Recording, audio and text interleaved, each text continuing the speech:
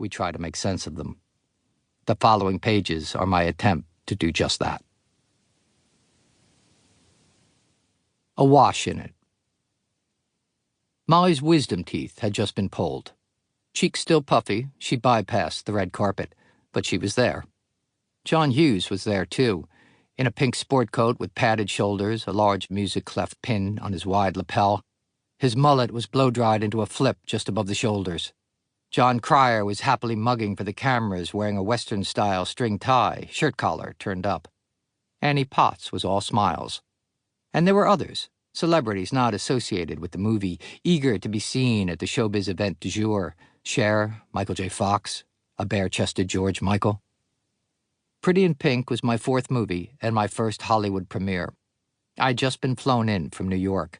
I was filled with the to-be-expected feelings of excitement, as well as a less easily understood sense of dread.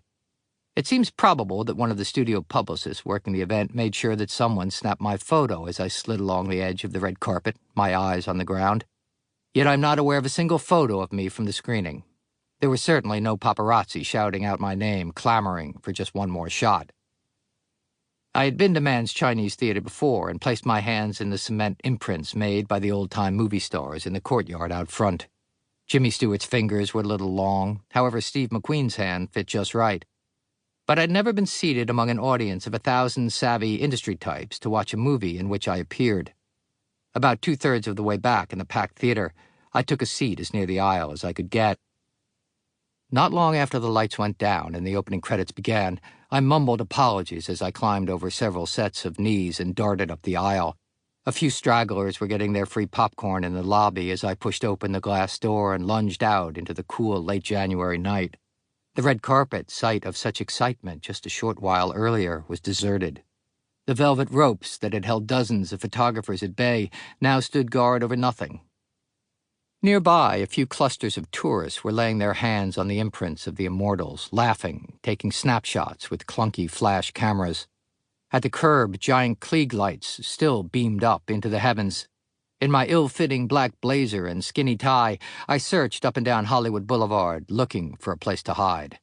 Directly across the street was Hamburger Hamlet, an old-school Hollywood institution long past its heyday. I hustled past the leather-clad booths and made directly for the deserted bar.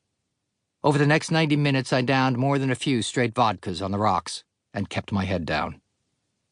The after-party was at a nightclub called the Palace. Laser lights slashed through the smoky room as that 80s beat filled the air. The club was full. People clustered by the bars, danced. Everyone shouted to be heard. I wafted through the party on a cloud of alcohol and cigarettes. Eventually, I was corralled along with James Spader for a quick on-camera chat.